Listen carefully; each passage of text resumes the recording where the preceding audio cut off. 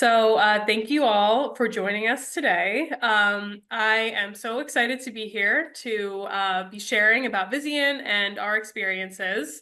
My name is Ariana Sember. I'm the Culture, Diversity, and Inclusion Program Manager here at Vizient, and I'm so grateful to my panel who have agreed to share their experiences with me and with us today. I did want to take a moment to introduce our panel. So we have Christina Gardner, a Diversity and Inclusion Director, she, her, MC Most, Community Impact Project Manager, she, her, and Michael DeSimone, Strategic Sourcing Partnerships and Programs Director, he, him.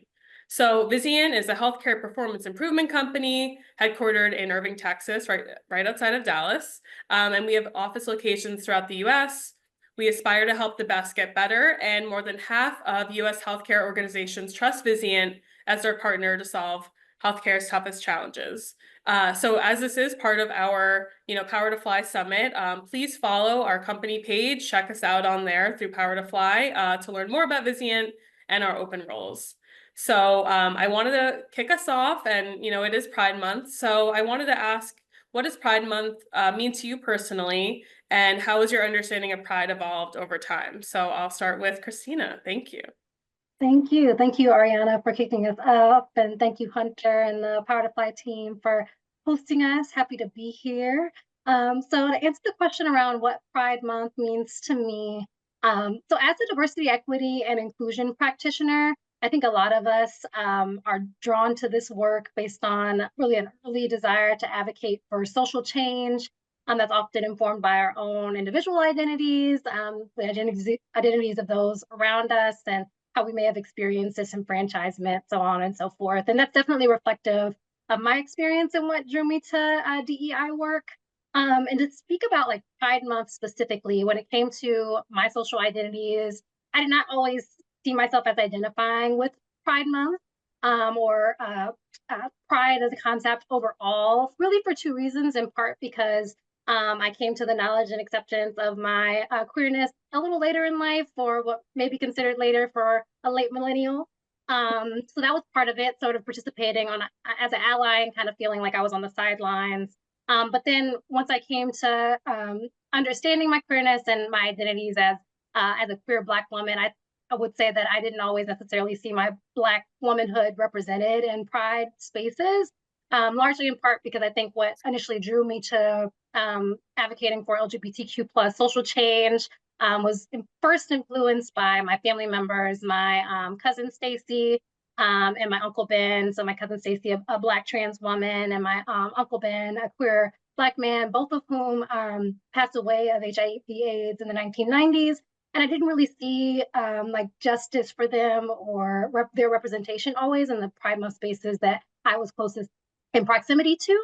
And so later in life, I my experience with that was really flipped on its head as I became more aware of just how much queer Black folks had been involved in LGBTQ plus liberation movements, and how that was oftentimes coupled with Black emancipation also. And so most recently learning about like William Dorsey Swan, who in the 1880s, he founded like an Emancipation Day Parade, where he's the first person to really be coined the term drag queen, because he sat amongst some like cis Black women in drag as queens of the parade. And that sort of seeing that coupling between Black liberation and queer liberation and freedom in that way has really allowed me to see Pride Month in a new way, especially now with Juneteenth and Pride overlapping and all the kind of conversations that happen around that.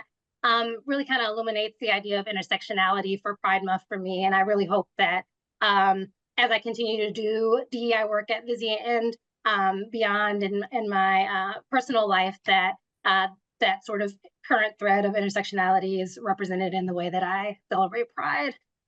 So thank you. Yeah, thank you. Thank you so much for sharing that. Michael? Hi, yes. Good morning from the West Coast here. Yeah, so Pride Month obviously is important to me as a member of the LGBTQIA plus community. I view it as a time of celebration where all LGBTQ plus IA individuals and our allies could come together to honor our diverse identities, to foster inclusivity, and to shed light on the ongoing challenges um, that are faced by our community. And with that light on us, it gives us a vital platform to advocate for equal rights, for acceptance, for freedom of expression, to be our true selves. Um, Pride Month also symbolizes a collective effort to reclaim our identities, challenge the societal norms, and again, kind of demand the equal rights. I think that can't be said enough. Um, by embracing pride, we can celebrate the progress that has happened. We can emphasize the pressing need for more work to be done, regardless of sexual orientation or gender identity. Um, but then just like reflecting on my journey as my view of pride has kind of shifted. Back in my late teens, early 20s, pride to me was, primarily associated with parades and parties. Where, now my understanding of pride has deepened and grown and evolved, as I've grown. And so today, pride is a profound affirmation of our authentic selves, free of shame and fear of judgment. I love that. Thank you. And then MC. Yeah. So like Christina, I'm a little bit of a late bloomer in terms of coming out and recognizing my own queerness. And, so the first memories that I really have, first associations with Pride Month, I was celebrating Pride more so as an ally and also as someone who was kind of grappling with their own identity, trying to understand how I fit into the queer community or stood out from them, and also fit in and stood out just in general. And though, now I think about what pride parades look like now, and there are so many well-placed criticisms of the way that, they've kind of been co-opted by corporations that are trying to appear more progressive.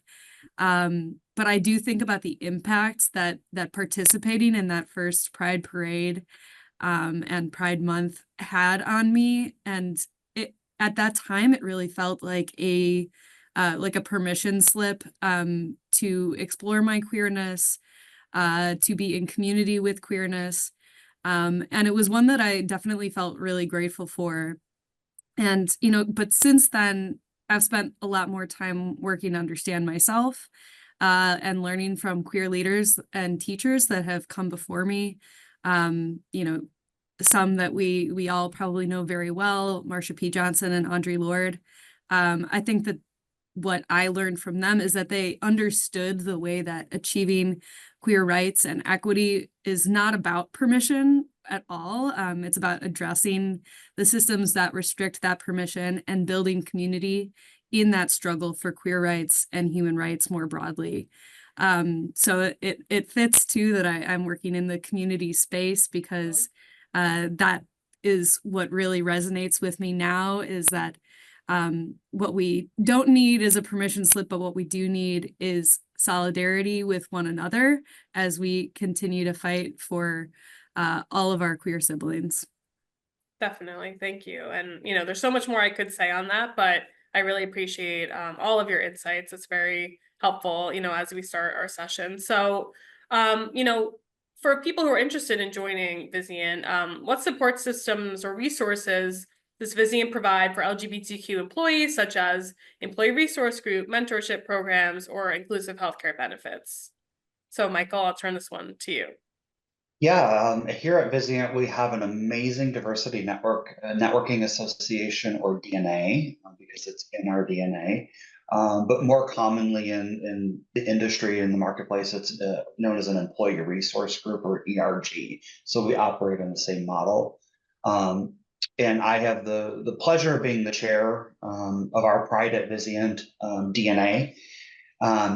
And what we focus on in this group, obviously it's support for our employee base, for members of the LGBTQIA plus community and our allies.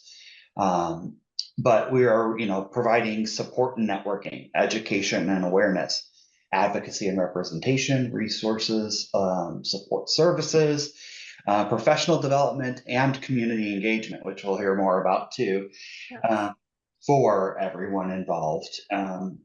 The DNA is it's crucial in creating an inclusive and supportive work environment for us. And then as far as, inclusive healthcare benefits, I'm very proud that Vizient has kind of led the way in offering some of these inclusive health benefits. So just to name a few, in addition to our usual medical, dental, vision, prescription coverage, Vizient offers fertility benefits. They've got a program around that. Adoption and surrogacy reimbursement, maternity and paternity leave, mental health and well-being care, and then a caregiving program as well if you're a caregiver. Definitely. And, I want to share that. So last month I actually froze my eggs. So as a queer woman, that's part of my fertility journey and starting a family with my partner. And that was super important to me that we have access to that through Vizient. So I'm also very grateful for that. So part of building an inclusive environment, really entails education and ways that we can promote that culture of acceptance and understanding. So how has Vizient gone about this, and how does it, work to achieve that? I'll start with Christina. Thank you. So I really like this question because I think at Vizient we have a variety of different learning offerings that allow for folks to engage in understanding LGBTQ plus inclusion, regardless of what level of understanding or in their journey that they are, and also that complement a variety of different learning styles and ways in which people absorb information. So we have a variety of asynchronous learning offerings through our different learning management software. So LinkedIn Learning, there's courses around, how do we foster LGBTQ plus inclusion in the workplace. Through a lot of our external partners who I'll talk about later, there's a lot of white papers, reports, things of that nature for folks that really want to do a deep dive into a particular nuanced topic pertaining to LGBTQ plus equity in the workplace. And then my personal favorite is more of that experiential storytelling oriented learning. And so throughout the year, we have what we call the Employee Expressions Library, where employees can submit a story either through video, audio, or a blog of sorts, and share about their experience being a part of the community or an ally. And then we also have our dive-in model. We historically had done those in sort of a virtual format of a panel similar to this one, but with folks really sort of telling their stories and their experience being a part of the community. And we've kind of transitioned that now that we're in more of a hybrid work environment to being in person on a more micro scale from a participant perspective, but really hoping to sort of maximize the way in which people can experience that learning. And so our most recent one, we had a scenario where folks were asked to workshop a situation in which someone sort of minimized or made light of pronoun usage, correct pronoun usage, and how would we navigate that situation if our manager or teammate did something to that effect. And so I'm just really excited about continuing to explore and be innovative in the way that we have these different learning offerings for our employees. Yeah, no, that's super important, and thank you for highlighting that. Michael, did you want to share anything for this Yes, question? I know I mentioned our DNA, our Pride at Vizient DNA, but just really that dedication to fostering the inclusivity and support for the community. Christina mentioned some, different initiatives. We offer, a wide range of events, both enterprise-wide or member-specific. So if you're a member of the Pride at Vizient group, we'll get a little bit more detailed. Help deliver impactful public statements, and then publish informational newsletters. So we keep information in front of the company throughout the year, not just in June. And that's very important too. Pride isn't just, or celebrating LGBTQ plus employees isn't just reserved for June. So that's an important thing to take away from this panel. And I know that we have education embedded into the ways that we engage with our community partners, initiatives. So MC, could you share more about how we work with those external LGBTQ plus organizations? Absolutely. Yeah. So, I mean, so much of my role involves interacting with and uplifting local nonprofits that are working to support our community in so many different ways. Being within the healthcare space overall, our focus is really on social determinants of health. And I think that probably a large percentage of the people in our workforce right now maybe didn't grow up with within an education system that really promoted an understanding around the ways that um, uh, social determinants of health are unmet, and that certain communities have much greater barriers than others. And so when you think about intersectionality and the way that those barriers also are going to be layered on top of one another for particular communities, it's really important that we create opportunities for education around that, because if our ideal at Vizient is healthier healthcare for all, we need to make sure that we're addressing each one of those and taking down those walls one by one. Mhm. And also in harmony with one another. So in terms of education, we have an awesome community conversation series where we're able to uplift partners that are working to address social determinants of health. And we'll make sure that they specifically call out ways in which those disparities are not impacting people uniformly. Mhm. And so I think that we know, especially those who are particularly passionate about promoting queer rights and equity, know that there are so many different barriers that this community deals with disproportionately. Unfortunately, young people who identify as LGBTQ have about like a 30% rate of being houseless at some point in their lives. That number increases in communities of color.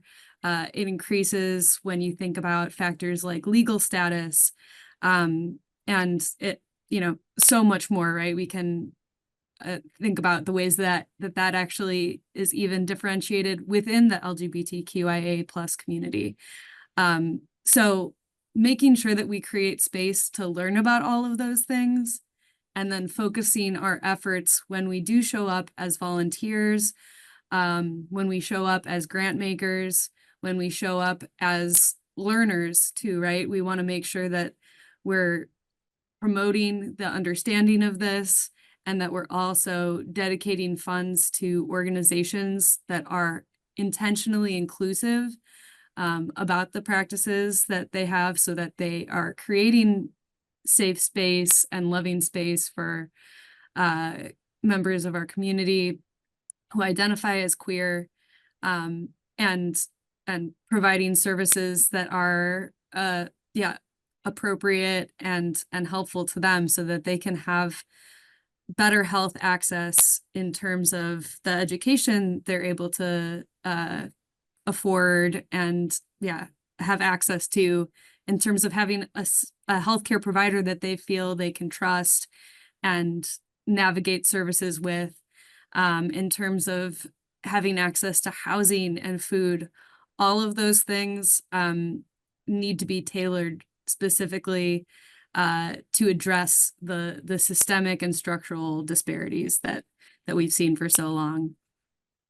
Yeah, thank you so much for sharing that. There's just so much to chip away at, but I'm really grateful that your team is working on, addressing some of those disparities. So thank you so much.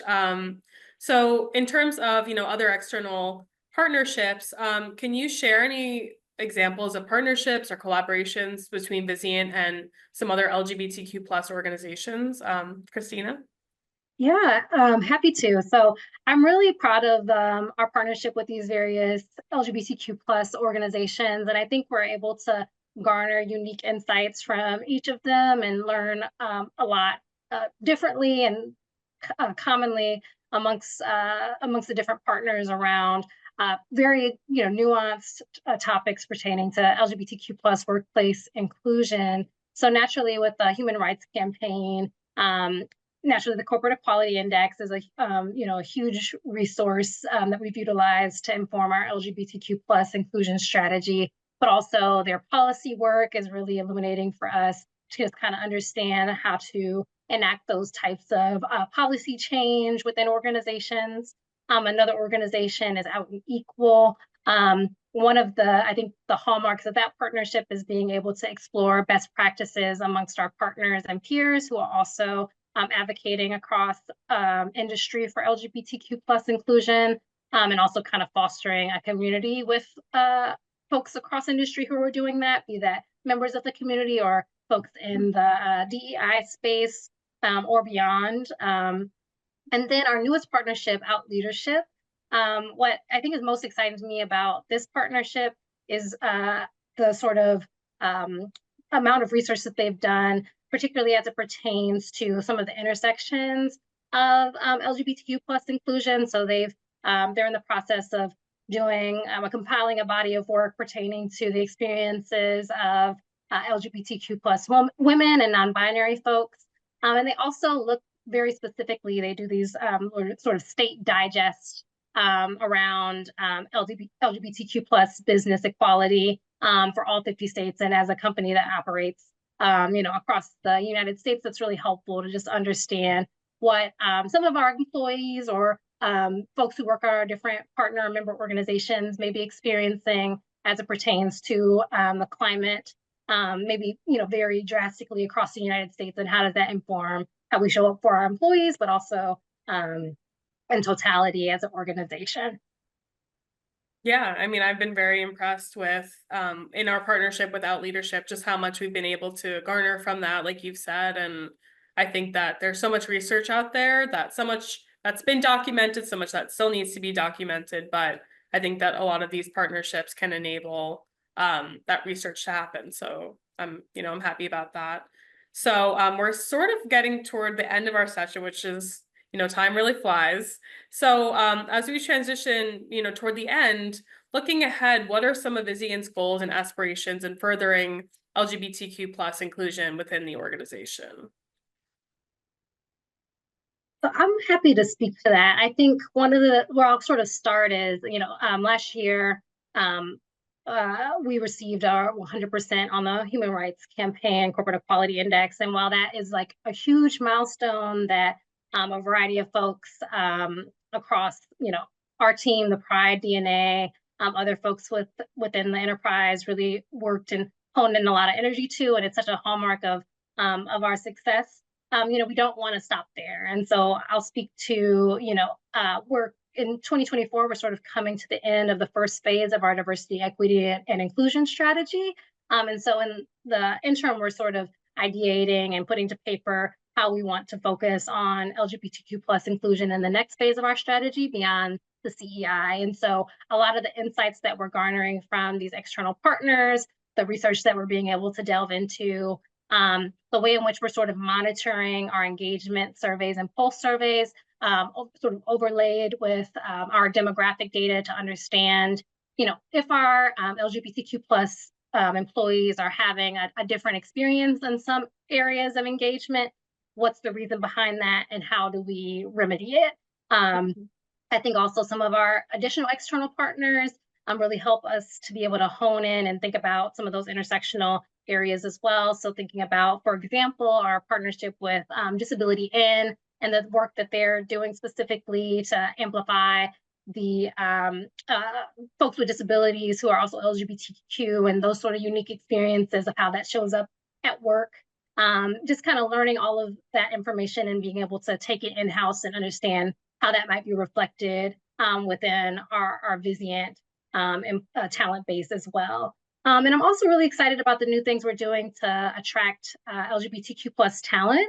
So being a part of this summit, some other new external partners that we're working with as well on that front. I think that there's a lot of sort of things that we're beginning to tap into that I'm hoping that we are able to take a deeper dive into in the year to come. Definitely. Michael, was there anything about Pride's DNA goals? Yeah, I mean, it's so important to Vizient that we model one of our values, which is be inclusive, that as a DNA lead, in addition to my daily goals for my day job, I have additional goals around that inclusive value, be inclusive value. And, then I have to list out, the types of events and the types of individuals we're going to reach. Even some of the maybe lesser known areas of the LGBTQIA community, bringing that forward to provide education and information for everyone. It's just, so everyone in the organization can gain valuable insights and expand their understanding of our diverse culture. Great, thank you. So I want to remind everyone to please follow our Vizient company page. You'll find, information about our open roles. I have cleared this with them. You are free to connect with our panelists on LinkedIn. I'm sure that they'll be great to follow and connect with. And, feel free to reach out to any of us with any questions.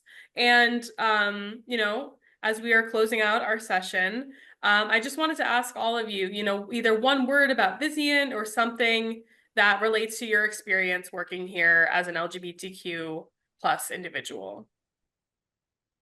So whoever wants to go first. I'm happy to start with mine, and I think it's an underhand pitch for me because I'm just going to say community. I think that's both internally and externally. Finding that community here has been really essential. I love that. Thank you. Christina, you want to go? Sure, I'll go. I think the word I would use is progress. And I think about that, and particularly in the context of everything that my fellow panelists have talked about, of just seeking new, furthering what we've already done, looking at the legacy of what folks have worked on previously and wanting to continue that. And Michael? Yeah, and I think for me, this was a tough one. I think I struggled the most with this question to come up with one word because I feel so much here at Vizient, but it really would have to be being seen. So I've chose seen. This is the most comfortable I've ever been in my professional career, being my authentic self. I love that. That's so important. And I want to give a huge heartfelt thank you to everyone who's joined us today, to all of my panelists. And I hope that everyone has a great rest of your Pride Month. So thank you. Thank you. Thank you, everybody.